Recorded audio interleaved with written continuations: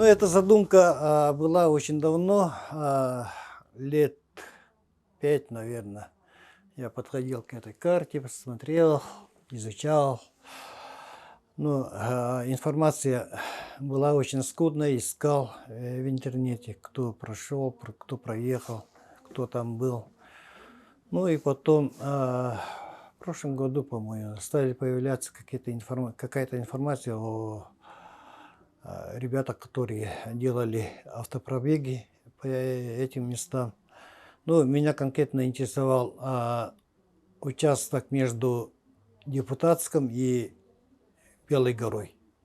Позвонил Михаилу, мы с ним встретились, и с этого момента началась подготовка к нашей автоэкспедиции. Во время подготовки у нас организовалась очень интересная команда. В дальнейшем присоединилась Сахаяна, Прокопий с агентства и, естественно, Аркадий. Ну и в конце подсоединился наш отец, так как отец, он был участником сверхдальних марафонов, и фактически его походы проходили по этому пути. Вот это был огромный проект задумки. Было очень много организационных мероприятий. Вот. И уже как бы работа началась уже вот с ноября. Вот, со сбором различной информации, там состояние дорог в арктических районах, где автозаправочные станции находятся, где можно, какие дома есть, гостиницы и так далее. Началась потихоньку уже медийная работа, там уже первые как бы отголоски новости вышли уже в декабре. Вот, в республиканских СМИ. Мы распределили между друг другом обязанности, то есть Михаил как руководитель, он начал заниматься организационными вопросами. На Прокопия как работника агентства было возложено обязанности по взаимодействию с органами местного самоуправления. Моя роль заключалась в том, что подготовила питание во время всего маршрута и занималась экипировкой. Экипировка нашей команды была разработана следующим образом. Мы выбрали очень яркий цвет желтый, который означает солнце Арктики. И наши толстовки именно цвет айс, который означает зиму, лед, реки, озера, снег. Аркадий у нас занимался подготовкой съемок и тоже взаимодействием с органами местного самоуправления. Вот. И таким образом сформировалась наша дружная команда. Перед началом экспедиции мы проводили различные встречи с Министерством предпринимательства. В этом нам очень сильно помог и поддержал наш министр Тимур Ханды, который тоже организовал несколько видеоконференций с органами местного самоуправления, где были даны прямые поручения о необходимости встречи нашей экспедиции. Мы, собственно, и поехали изучить туристский потенциал арктических регионов нашей республики, встретиться с предпринимателями, которые видят себя в этой сфере. Старт нашей экспедиции был назначен на 13 марта. В это время мы искали туристов, но, к сожалению, к нашей экспедиции подсоединился только один турист, это Гай Руслан. Познакомившись по телефону с Михаилом, переписавшись, я узнал полностью программу экспедиции и согласился. Потому что это была, во-первых, до этого такой экспедиции не было. И даже местные, как я понял, в этой экспедиции не были. То есть не были в тех местах, куда мы ездили. Перед началом автоэкспедиции нашей командой был проведен обряд Алгыс. Это обязательно является в усадьбе Атласовых. И на следующий день мы стартанули. Мы подготовили машину, естественно. У нас было много снаряжения. Готовы были автономно жить, если что, палатки, печки. Ну, в общем, такого туристического снаряжения было очень много. Старт у нас произошел в 5 утра. Команду собирали наши водители. Встретились мы возле Учура. Там мы познакомились с Русланом, и Руслан поехал с нашим экипажем. который составлял водитель Ачир, я, Сахаяна и Руслан. Во второй экипаже поехали Михаил, водитель Василий, Аркадий и мой отец Сергей Кузьмич. Первая остановка у нас была это на переправе. Там мы дождались еще одного, так скажем, попутчика или члена команды, который ехал только до Эмикона. Это Арсеньева Дмитрия Дмитриевича.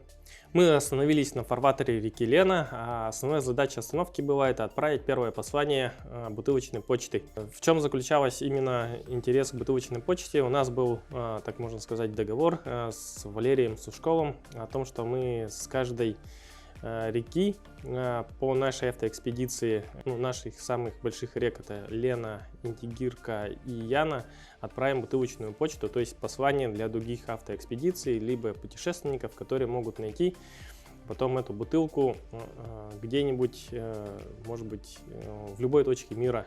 То есть либо по руслу рек, которые вы, либо эту бутылку вынесет в океан, и океан занесет ее куда-нибудь. И вот мы должны были такое почтовое отправление отправить. Потом первая остановка у нас была по фарватеру реки Лена. Мы поставили там первую бутылку и поехали дальше. Вторая остановка у нас была в село Тюнгюлю. Там мы остановились в очень интересном кафе. В кафе оно представляет из себя, можно сказать, музей.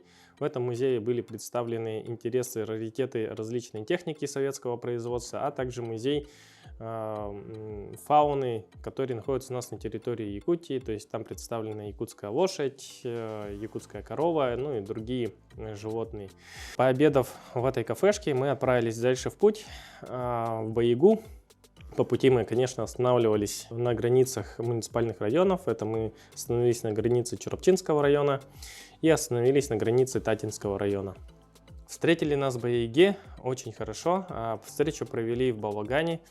Во время встречи провели Алгыс. Алгыс провел сам директор музея Николай Иванович. Нас там очень вкусно покормили местной едой. Первая остановка – это Умандар Уса Бориса Неустроева. В этом поселок Баяга. Посетили там музей и центр кузнецов и народных мастеров. К большому удивлению обнаружил якутский нож легендарного партизана Егорова, который построил первые школы в Якутии. Двоюродный брат мой, он является прямым внуком его, партизана Егорова. Поэтому вот, когда я увидел нож партизана Егорова, просто был удивлен. После проведения экскурсии мы очень тепло побеседовали с самим директором Николаем Ивановичем и коллективом музея Мандар-Уса. После мы отправились в школу Мандар-Уса, где нам провезли мастер-класс по кузнечному делу. Каждый член нашей экспедиции мог приобщиться к данному делу и поработать молотком вместе с настоящим кузнецом. После этого нам провели также показ мастерицы, как они изготавливают различные изделия из бересты. И рассказали, как они делали урага-могул из бересты и как они восстанавливали вот все традиционные, все традиционное ремесло, как вот раньше было, что является сейчас вот урага-могул. Это достопримечательности не только Татинского района, но и всей республики. Кроме того, мы там смогли приобрести якутские настоящие ножи, произведенные кузнецами и мастерами самого села Байга и учеников Мандар-Уса. Планировали там где-то 2 часа, а остались где-то на 5 часов. То есть там очень здорово так подготовились. И то, что вы видели и услышали, да, вот очень много рассказывали, показывали. Ну вот очень-очень интересно было. И как бы мы не заметили, как эти 5 часов очень быстро пролетели. Переночевав в Хандаги, на утро у нас была запланирована встреча в музее ГУЛАГа. Подъехав к самому музею, мы очень удивились, так как нам администрация там организовала очень теплый прием. Нам организовали целый концерт местных певцов и местных ансамблей. Вручились сертификаты, подарочные книги. После знакомства с с администрацией поселка Хандыга мы посетили сам музей. Экскурсию по музею ГУЛАГа нам провела сама директор музея Наталья Юрьевна, которая нам рассказала об организации данного музея, об его экспонатах, о том, что экспонаты они собирали вместе со школьниками, ездили в несколько экспедиций, даже посетили старые ГУЛАГи, откуда принесли интересные экспонаты. Музей очень богатый, интересный. После просмотра Хандыгского музея нашей автоэкспедиции была тоже проведена такая интересная миссия. Михаил Местников, как руководитель нашей автоэкспедиции, передал в дар музею Хандыги остатки самолета, которые ранее нашла его команда при проведении другой экспедиции в горах. По поводу той части самолета, которую мы подарили музей поселка Хандыга, это мы нашли эту часть самолета, по-моему, в 2013 году. И она долго пролежала у меня вначале в гараже, потом на базе. Цель была создать тут свой музейчик туристический. Потом я посчитал, что эта вещь более нужна музею, который имеет посещаемость больше, чем у нас будет. Да. Поэтому я решил так вот сделать подарок. А так я люблю делать мне очень нравится делать подарки музеям. После музея мы отправились далее в путь из Хандыги до самого Тамтора. Чем примечательна была дорога именно от Хандыги до Тамтора? То есть по пути как раз проезжая Теплый Ключ, мы приезжаем в Горную Якутию. Перед въездом в Горную Якутию есть развилка, поворачивающая на Батагай, и дальше дорога отправляется в Магадан. То есть на этой развилке как раз и будет закончена наша автоэкспедиция. То есть мы направляемся сейчас вперед в сторону Магадана и вернемся как раз с другой стороны, со стороны Батагая. Дорога потянула на лирику. Не удержался, спел.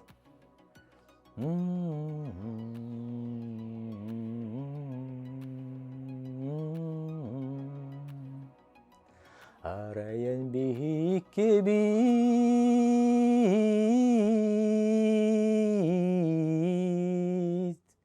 аянет онна Алгыста болунаянны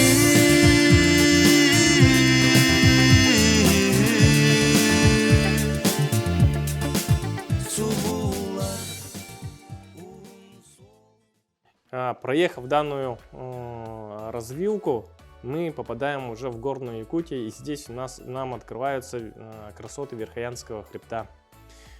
Чем еще примечательна эта дорога? О том, что по пути есть памятные места, то есть мы остановились на Поклонном кресте. Михаил там провел рассказ, когда был тут установлен крест, чем он знаменит, какие люди участвовали в постройке Магаданского тракта, сколько это стоило нашему государству. В частности, этот крест был установлен в память о поляках. Чем еще примечательна данная дорога? Естественно, это черный прижим, очень опасное и красивейшее место. Когда мы его проезжали, там внизу под мостом протекает просто лазурная река. После прижима начинается заячья петля. Заячья петля, она чем? Это долгий серпантин, во время которого две большие машины не могут там разъехаться. Поэтому при дороге есть определенные кармашки, куда ныряют машину, чтобы пропустить вперед идущую машину, либо спускающуюся машину. Обычно, проезжая заячью петлю, обязательно водители больших грузов пользуются рацией и узнают, кто наверху спускается, не спускается, чтобы подождать, пропустить, либо наоборот верхние пропустили поднимающуюся машину.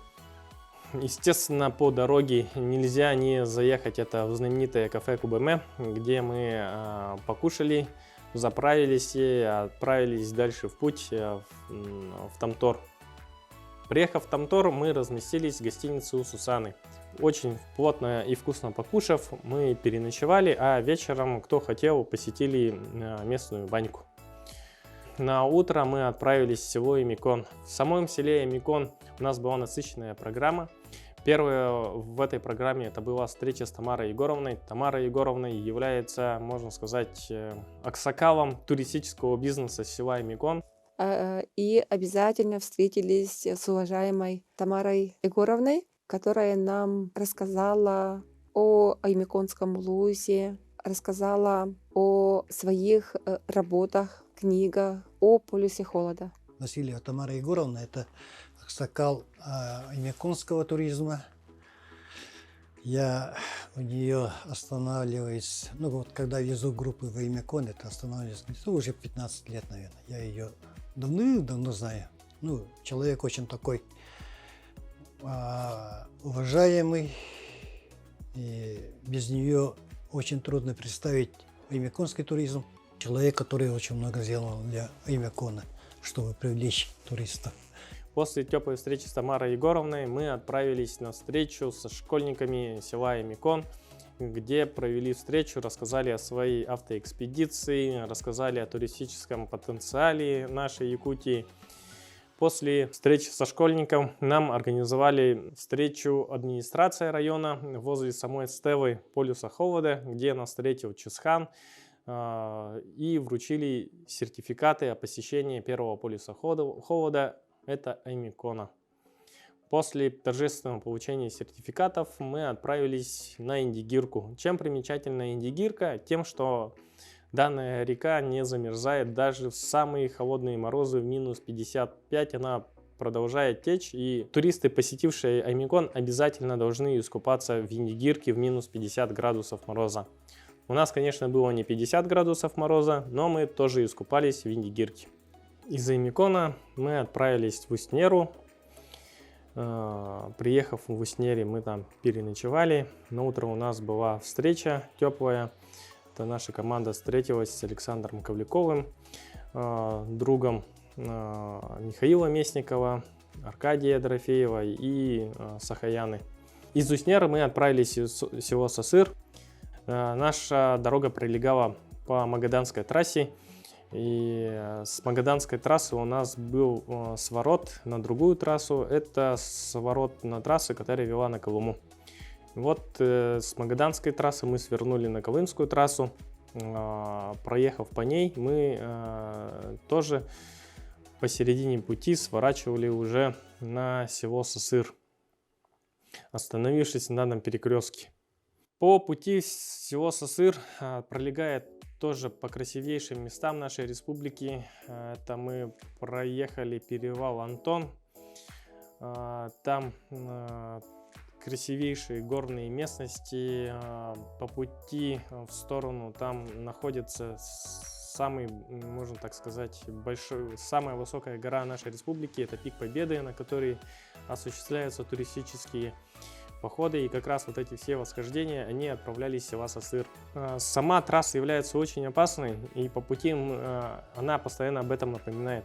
В частности, мы встретили там одного, так скажем, водителя, который попал в беду. У него буквально на ровном месте прокинулся груз и переломил раму его краза, которая сломалась, можно сказать, как спичка на таком морозе. Познакомившись с водителем, мы узнали, что его зовут не Сергий, он представился нам как отец Сергий. Мы помогли ему, дали спутниковый телефон, по которому он дозвонился до его сына, который уехал за день до нас в Уснеру для того, чтобы привезти запчасти для починки данного краза. Мы с ним разговаривали буквально полчаса о жизни, о том, что такое счастье, о том, что такое мечты, о том, что такое путь.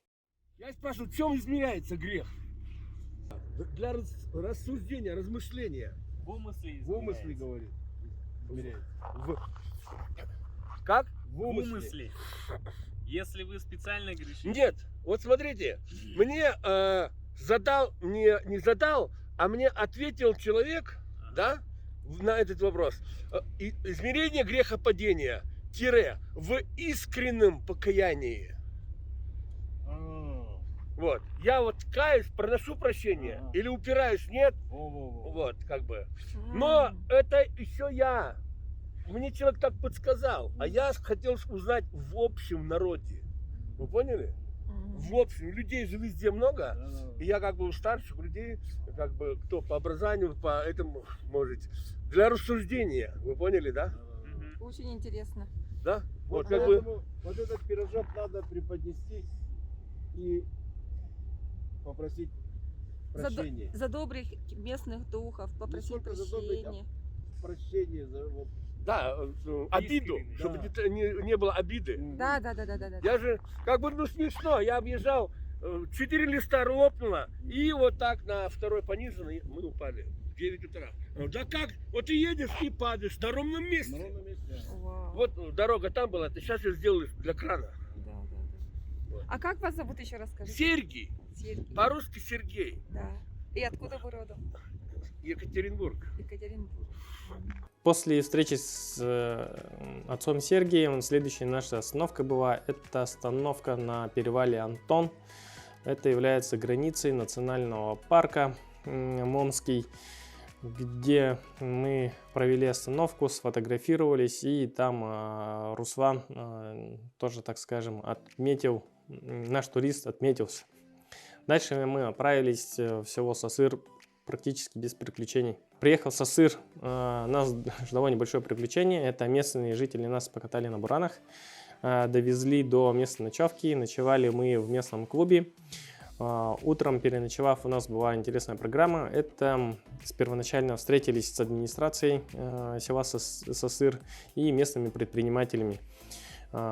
Познакомившись с ним, наметив будущие туры, нас повели в местный музей эвенской культуры. В этом музее представлены экспозиции местных народов, эвенков. В этом музее, в единственном музее, есть целый раздел, посвященный только туризму. Именно экстремальному туристу, посвященным тем командам, которые из села Сосыр отправлялись покорять Пик Победы. Вот здесь вся история этих гор Момского края. Тут, начиная с 61 года, вот с первых туристов, были много попыток до 74 году, по-моему, да, вот покорили, сделали восхождение на гору Победа и назвали гору Победа. Вот до этого было много попыток восходить на эту гору. Некоторые заканчивались очень трагично, с гибелью людей. Вот тут экспонат, вот табличка, и здесь история одного такого восхождения, где руководитель, чтобы спасти свою группу, оборвал веревку страховочную и упал в пропасть. Он погиб, а группа осталась жива. Ну, благодаря ему. Посетив музей, что нам еще запомнилось в Сосыре, это, конечно же, кафе у Поли. Кто будет в Сосыре, обязательно советую посетить его. Это очень душевное кафе. Придя в кафе у Поли, нас накормили там местной бараниной, чубуку. Кроме того, нас угостили местной рыбой эндемиком нейба, красная рыба вида хариуса. Вот хозяйка кафе Поле нас угостила ойогосом, жеребятины сосырской, с прослойкой, с красной, вот жир, очень великолепный вкус, отличный. Чем примечательна эта жеребятина? О том, что только в этой местности проявляется, растет трава, которая придает красный цвет саву жеребятины, в связи с чем жеребятина становится уникальной. Утром рано, выехав в село Сосыр, мы проехали по реке Мома. Дальше мы выехали на наледь и проезжали такие уникальные места. Это как, наверное, один из красивейших вулканов нашей республики. Это Балаган-Тас. Тоже мифическое место. По легендам, в данном вулкане проживает дух кузнеца. По легендам, каждый кузнец должен побывать на этом вулкане.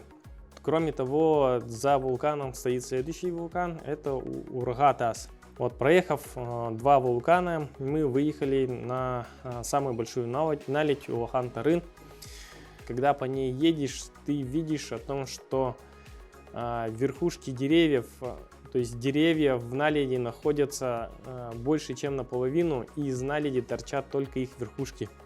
Притом наледь чистейшая бирюзового цвета, и ты, получается, едешь по голубому льду, из которого торчат половины деревьев.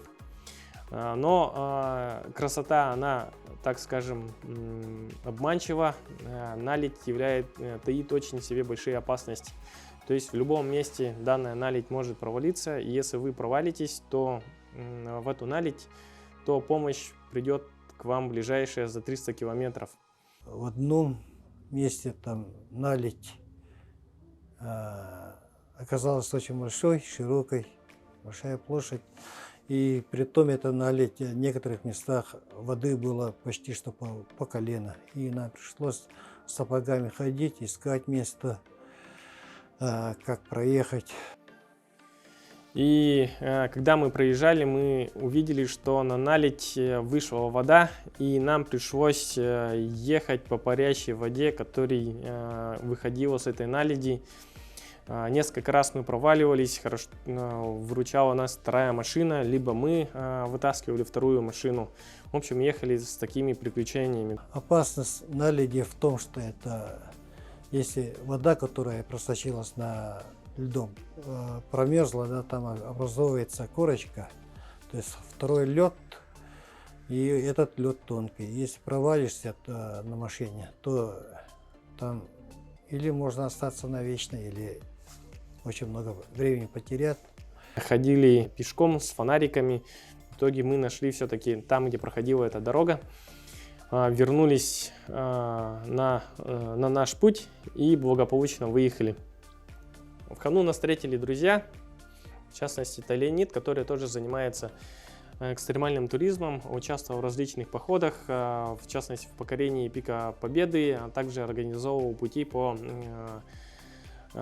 сплавы для детей по реке Индигирка и проводил походы на вулканы Улахан-Тас и Урага-Тас. В самом Хану у нас тоже ждала интересная программа. С утра мы встретились с администрацией, после этого мы посетили местный музей. После администрации Леонид нам осуществил экскурсию, это на Юг-гору. Кстати, Юг-гора является примером того, как местные предприниматели и местные энтузиасты могут изменить местность и придать ей вторую жизнь. Так они со своими ребятами и учениками провели уборку на горе, сделали там смотровую площадку, сделали площадку для детей. И таким образом Юг-гора стала достопримечательностью поселка, где с удовольствием отдыхают как жители, так и все дети. Красивейшие виды на Верхоянский хребет, где нас встретил красивейший закат, что нам дало бурю эмоций. После посещения Юг-горы вечером нам организовали концерт, который мы посетили. Концерт проводили местные ансамбли, певцы, и творческие люди села Хану. На утро следующей точкой отправления являлась Белая гора, поэтому утром рано, в 5 часов утра, мы выехали в сторону Белой горы. Но сразу же Индигирка показала свой крутой нрав, то есть на выезде из села мы попали в наледь. То есть, когда мы выехали, мы увидели о том, что в реке провалился один большой груз, и машина, которая выезжала буквально вечером перед нами, она попала в саму наледь и там вмерзла. Ходя и ища объезд, нам подсказали местные жители о том, что нам пришлось из-за этого сделать достаточно большой круг. Начали искать объездную дорогу, где можно объехать, там водители спросили. И объездная дорога была, нужно было чуть дальше проехать, выехать в правую сторону речки, и там была дорога. И мы эту дорогу нашли. И уже продолжили путь. Объехав уже водителям, которые попадались нам на встречу, мы им говорили, что нужно ехать в объезд, так как вы попадете в наледь, и там сейчас проводятся спасательные работы по вызволению другого КАМАЗа. По дороге посетили город Зашиверск. Когда-то это было лобное место, рынок, где съезжались множество купцов, кто вез сахар, кто чай, кто порох. Здесь шла торговля бартерная, новая торговля. Говоря на современный язык, хабы, они подвергались нападению. Местные племена, войны, междоусобицы и так далее. Здесь вот с этой высокой горы, по легенде, местные племена обстреливали горящими стрелами город с высоты этой горы прямо на город. Эти легенды дошли до наших дней. Очень интересно. Сегодня, благодаря администрации Улуса, это место оборудуется как точка показа для туристов. Там есть различные легенды между шаманами и попами о том, что шаман предупредил, что придет оспа, местный поп его не послушался. В итоге, когда привезли сундук, который шаман сказал не открывать, его открыли, и все горожане заразились оспой. После этого фактически город пришел в упадок. Кроме того, рассказывают легенду о том, что когда приходили первые, так сказать, казаки, с соседней горы их обстреливали местные эвенки. Ну, посмотрев на соседнюю гору, можно сказать, что эвенки были действительно богатырями, потому что до самого острова там где-то около 600-400 метров. Ну а последний житель фактически данного города, там жила женщина, и она покинула данный город где-то в 80-х, 70-х, 60-х годах. Чем еще славен город? О том, что там нашли каменную церковь, которая сохранилась в первозданном виде. И вывезя все деревянные постройки в Новосибирск, там открыли целый культурный музей, который сейчас принимает туристов на территории Новосибирской области. Вот, посетив Зашиверск, мы отправились дальше в путь на Белую гору. Естественно, по пути открываются красивейшие виды. Это горы, скалы, которые показывают как слоеный пирог. И когда едешь, проезжаешь по руслу реки. Ну и следующая наша остановка — это была Белая гора. В Белой горе у нас также была достаточно насыщенная программа. Это у нас была встреча с администрацией и предпринимателями Белой горы. После мы посетили школьный музей палеонтологии, где были представлены находки, получается, древних ископаемых животных. Это мамонты, шерстистый носорог, саблезубые тигры. В музее нас встречала очень интересная встреча. Это с Сергеем Карпухиным. Сергей Карпухин тоже является знаменитым путешественником, фотографом, который открыл для всего мира Улахан-Сис. И на эти станции как раз проводит экспедиции с самой Белой горы. И там мы познакомились с предпринимателем Маргаритой Егоровной, у которой там имеется своя, можно так сказать, гостевой дом, где вот остановился Сергей Карпухин с своими туристами. Там она принимает туристов и проводит вместе с ним различные туристические маршруты на вот эти станции. В чем заключается сложность? В том, что станции находятся где-то примерно в 60 километрах от самой Белой горы, и еще 20 километров там нужно от реки до них добираться на различные техники, в частности на самоходках либо буранах. Мы отправились еще и в музей самой Белой горы, где нам провели экскурсию, показали или рассказали об истории освоения Белой горы, чем она знаменита, как она основывалась. Маргарита Егоровна еще нас угостила там вкуснейшей, можно сказать, и рыбой, озерным чиром, угостила олениной и угостила сахатиной. В Белой горе нас угостили рыбой. Я сам первый раз видел такую рыбу, чир занесли. он был горбатый, как будто прям как горбатый такой. Думаю, что за какая-то рыба, думаю, еще. А как раз Руслан как, ну, в подарок получил Мандарус в этот кузне нож. Там он сам принимал участие при ковке. И вот этот нож, он был в этом ножнах, и он не использовался ни для чего. Он в сумке у него лежал. И я говорю, вот, Руслан, наверное, это тот момент, когда надо оживить нож об такую шикарную рыбу, говорю. И ему объяснили, как это все делать, он настрогал, получилось отменно, нож шел как по маслу. И вот этот горб оказался жиром, рыбьим жиром. Это было вообще что-то с чем-то, ну, покушали. И вот это вот соль, перец и вообще за милую душу. Вот тут он понял, что такое настоящая рыба. Дальше мы с самой Белой горы. Следующая наша остановка это была поселок Депутатский. Расстояние примерно было 600 километров, и в пути нас ждала остановка, то есть ночевка посреди дороги. Отправившись в дорогу рано утром, по пути здесь мы как раз уже увидели тундровую Якутию. И наша дорога пролегала по руслу горной речки, что подарило нам неописуемые, можно сказать, впечатления, когда ты едешь по бирюзовой реке, и тебя окружают с двух сторон скалы, и ты едешь во время заката солнца. Вот эти дни, когда мы проезжали под ярким северным сиянием, меня очень сильно впечатлили. Это очень необычное волшебное явление природы. Просто, когда мы впервые увидели северное сияние, мы все вышли с машины, долго стояли и наблюдали за этим явлением, открыв рты, и пытались фотографировать, но было очень-очень холодно.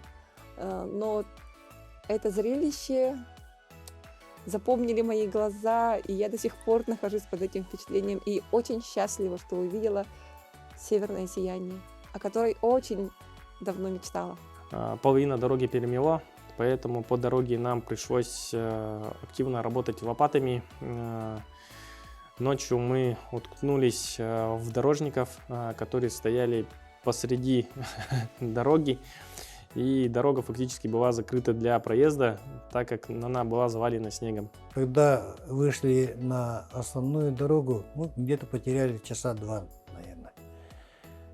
И вот увидели дорогу, первую машину, ну, на снегу видно следы шин, протекторов, определили, что это наша машина, хотя там до него ездили другие машины. И через какое-то время встречаем КамАЗ, спрашиваем, а он говорит, да, он недавно только проехал. Ну вот, мы обрадовались, и потом через какое-то время догнали ребят. Вырвавшись из перемененной дороги, мы доехали до самого Депутатского. Сам Депутатский – это достаточно ранее был большой поселок, очень интересный. Там был целый металлургический ГОК, это была целая советская стройка, которая показывала всю мощь Советского Союза. Это как посреди тундры можно построить целый город, притом полностью благоустроенный для местных жителей, имеющий свои остановки, теплые дома, квартиры полностью благоустроенные, то есть с туалетами, теплой водой, ваннами, то есть фактически КПДшки были полностью обеспечены всем необходимым.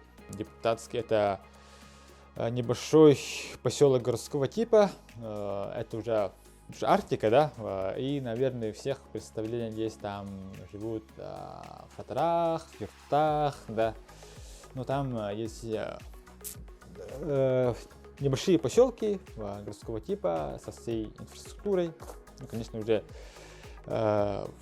понемногу как бы изнашивается, но местные жители очень хорошо там ремонтируют свои дома. И как бы гостиница была вполне себе комфортной. Там была и душ, там ванна и так далее. В самом депутатском нас тоже ждала интересная программа. Это с утра у нас была проведена встреча с администрацией. После встречи администрации нам организовали выезд к оленеводам. И у оленеводов мы попали как раз на коралл. Это, то есть, пересчет оленей, что, можно сказать, подарило нам кучу эмоций. Это когда возле тебя бегают олени, где-то 700 штук, и когда стоишь в центре круга, и возле тебя бегают олени, которые издают очень интересные цокающие такие звуки своими костяшками, притом выпускают кучу кубов пара, и ты стоишь, и вот возле тебя кружится целое стадо. То есть это просто не передать, это нужно ощутить. Большое количество оленей подкрадывается, как тихо оказывается. Вот этот глаза закрываешь, вот этот не цокот копыт, да, вот это вот какое-то такое приятное такое щелканье, тыш, и вот они подошли и сразу запланили их. Они такие тоже интересуются, смотрят так, что за люди пришли к нам, вот так вот как-то, вот этот, у них свой мир вот этот вот, и он, интересные животные такие.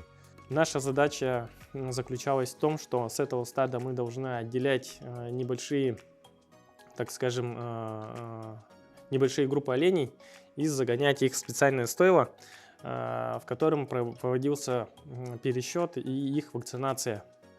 И вот мы командой бегали по всему загону и отсекали одну кучку от другой кучки оленей.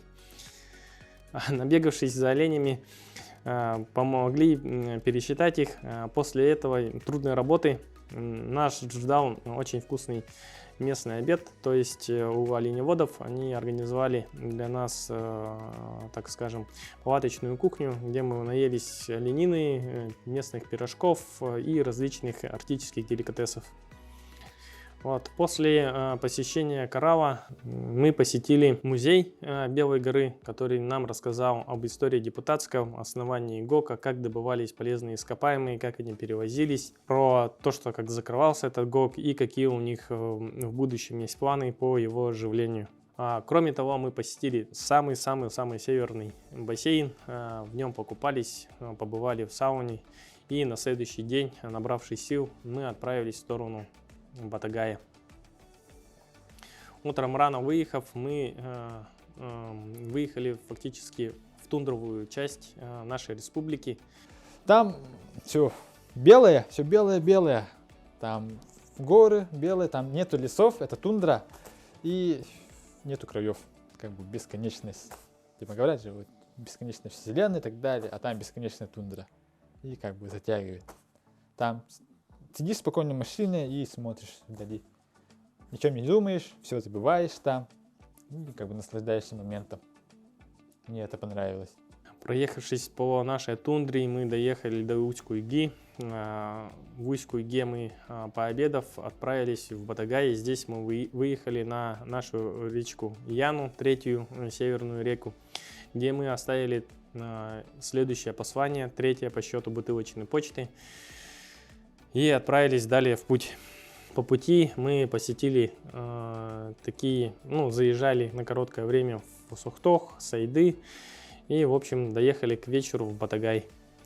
Приехали мы в Батагай, там переночевали, а на утро мы выехали в Верхоянск, где нас уже ждали. В Верхоянске очень хороший музей, обязательно если приедете на поле схода в Верхоянске, этот музей мимо не проходите.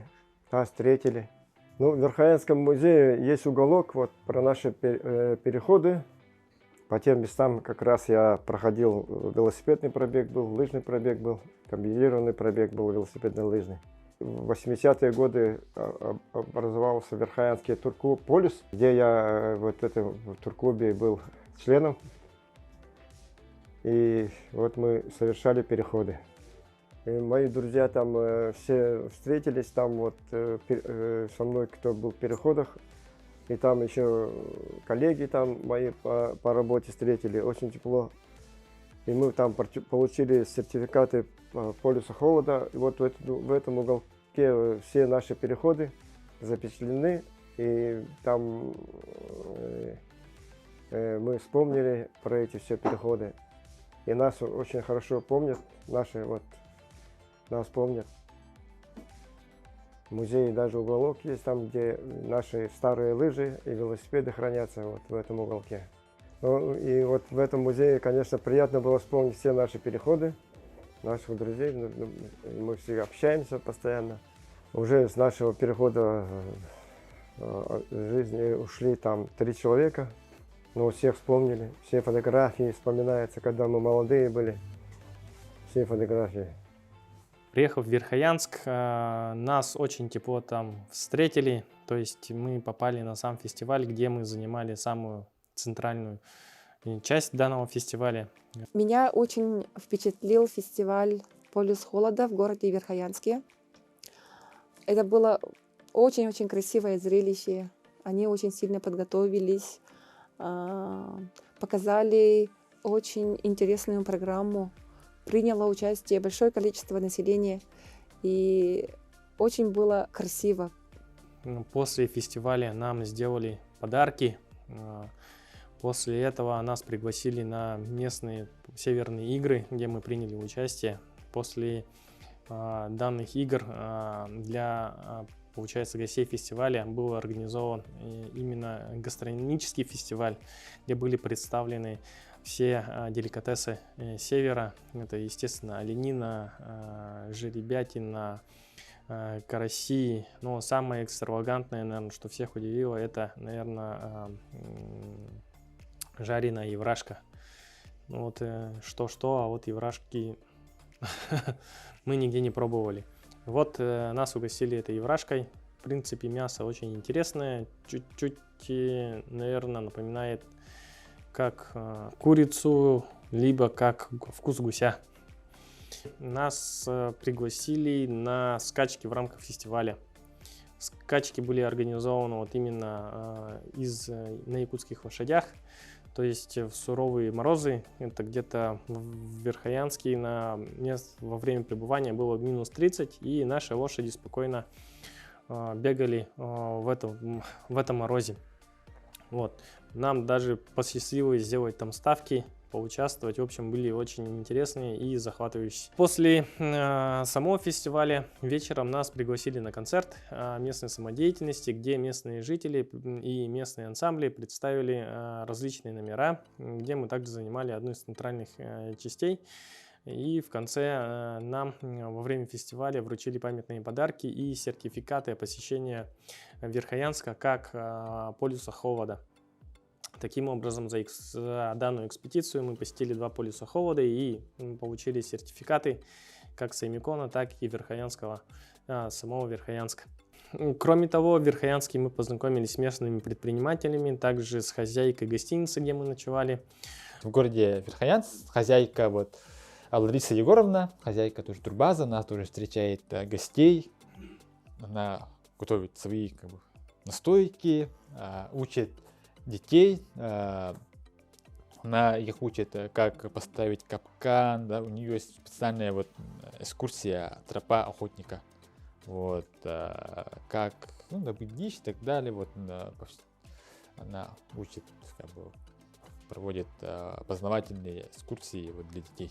Переночевав в самом Верхоянске, на следующий день мы отправились в Батагай. А с Батагая для нас сделали сюрприз и организовали экскурсию, так скажем, на кигелях. Старт был с Эльгес, поселок Эльгеса, на карте он как Хаинсардах. И приехали, а там весь поселок стоит, нас ждет. Очень отлично так вот приняли в клубе, провели обряд тоже, накормили очень вкусно, посадили, утеплили, накрыли такими вот одеялами, и мы на снегоходах поехали на Киселяхе.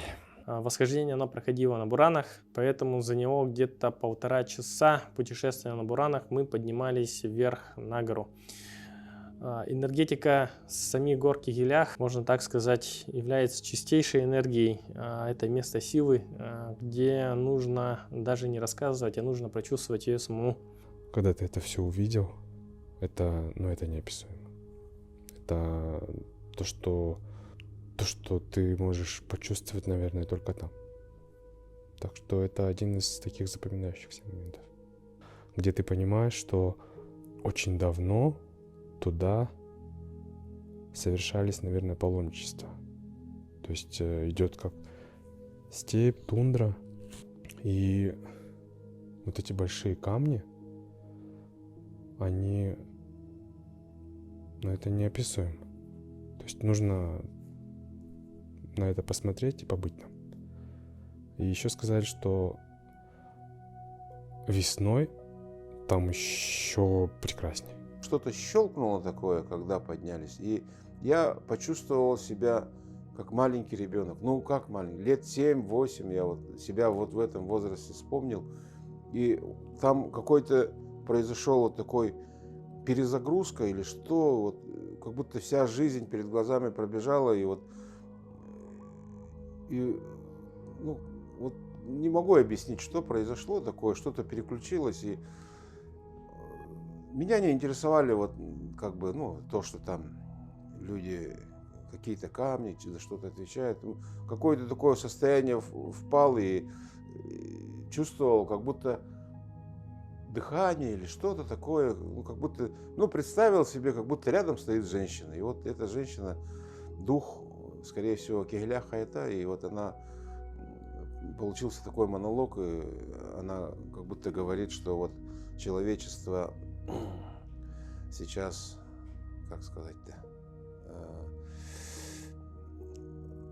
это не словами идет, а мысль как будто льется оттуда. И на каком языке это, на русском, на якутском, не понять, а то, что заметил, что она в летней одежде, хотя на улице было прохладно, не знаю. И, в общем, она говорит, что люди должны в чистоте держать свои души. И вот этот вот материальный мир, вот это все очень им не нравится. И вот именно на том месте, вот где я стоял, она говорит, что тут из древности было табу, местные старые люди об этом знают, что не каждому суждено здесь подняться, поднимаются только избранные. И сейчас, допустим, как сказать-то, коммерция там, за деньги готовы кого угодно поднять, это тоже там происходят свои эти. В общем, она сказала, как будто мы злимся, но и без вас, и нас нету. Такое вот состояние промелькнуло, я не могу точно что-нибудь сейчас вспомнить, сказать. И вот это почувствовал, я не испугался этого, но, в принципе, такой момент какой-то произошел. И вот единственное меня то, что поразило, да, я почувствовал себя маленьким ребенком. Вот 7-8 лет, прям такие территории, такие огромные просторы, и ты маленький мальчик, ходишь, и в общем, чувство такое интересное было, произошло. Хотелось там снегом играть, прыгать, бегать, радоваться жизни, Какое-то такое чувство было интересное. Не знаю, кому как, я так почувствовал, поэтому приехали. Далее мы вернулись в Батагай. На следующий день, Батагай чем примечательный для меня, как участника экспедиции, о том, что Батагай является моим родным поселком. Там я родился, и в этом Батагае я вырос, поэтому мне было очень интересно туда вернуться по истечению 30 лет. Там я побывал в гостях у тети в своем старом доме, посетил клуб поселка Батагай. Чем примечательный клуб в поселке Батагай? О том, что этот клуб сделан по эскизам, как делалось все раньше в Советском Союзе, по уже утвержденным, и фактически этот клуб должен был быть ЖД-вокзалом. То есть в советские времена планировалось о том, что железная дорога дойдет до Батагая. К сожалению, Насколько мы знаем, так железная дорога до Бадагая не дошла, но тем не менее клуб, он представляет из себя видимость ЖД вокзала. Вот, после посещения местного клуба, его внутренней архитектурой, мы отправились в музей Батагая. В музее Батагая нам рассказали историю основания Батагая, как 50-е годы. Это тоже был один из, можно сказать, больших поселков, оживленный, где трудились фактически люди со всего Советского Союза. После музея нам организовали экскурсию на распадок Батагайский. Это знаменитая впадина, которую, наверное, знают не только все ученые, но и большинство туристов мира. Это та впадина, которая представляет собой 30 на 30 квадратов и в которой тает вечная мерзлота, который показывает хрупкость нашей северной природы. То есть при воздействии какие разрушительные последствия могут быть для нашей природы. Показали ГОК Батагайский, который уже не работает и представляет свою, так сказать, ушедшую эпоху индустриализации Советского Союза. Переночевав в Батагае, следующей нашей точкой в автоэкспедиции это было село Тополиное. Дорога тоже была не близкая, было около 500-600 километров, поэтому нам нужно было также переночевать во время дороги. Мы уже выехали из тундровой зоны и попадаем в зону, так сказать, леса, в лесную зону. То есть тут мы видим, как уже появляются деревья. Эти деревья уже все становится чаще и чаще, но здесь появляется много озер, и такой идет достаточно сложный зимник, где мы попадали уже, так скажем, тоже в наледи, в пустоты, которые выходили. Мы видели, как, проезжая, были умершие КАМАЗы. Кроме того, попадали на участки переметенной дороги. Трасса фактически была закрыта в некоторых местах, и просто десятки машин были оставлены посреди дороги, которые ждали, когда дорогу откроет техника. Приехав в Тополиное, нас также там ждали, поселили нас в местную гостиницу, очень хорошие женщины, которые нас тепло встретила. Пообедав, утром нас ждала также насыщенная программа. Это сначала мы встретились с администрацией, потом у нас была встреча в клубе Гарпана, где нас встретил местный ивенский ансамбль. Провели для нас концерт, провели концерт еще детские ансамбли. После посещения Дома культуры Гарпаны нас повели в местный детский сад, где мы познакомились с детьми, показали, как они воспитываются, то, что сохраняют местный язык и местную культуру.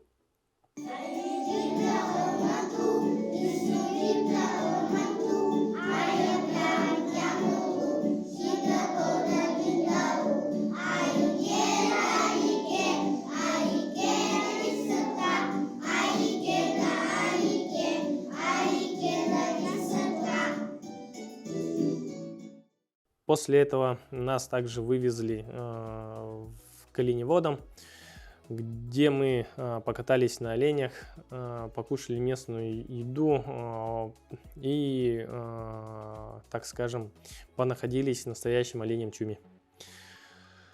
Ну и вечером, приехав в Тополиное, переночевали, и утром мы отправились уже в сторону Хандыги, завершая наше автопутешествие. Но дорога была самая непростая, наверное, самая тревожная и такая, можно сказать, самая экстремальная. Так как перед самым выездом нас сразу предупредили о том, что перед нами сошло несколько лавин, а во время выезда мы попали в снегопад.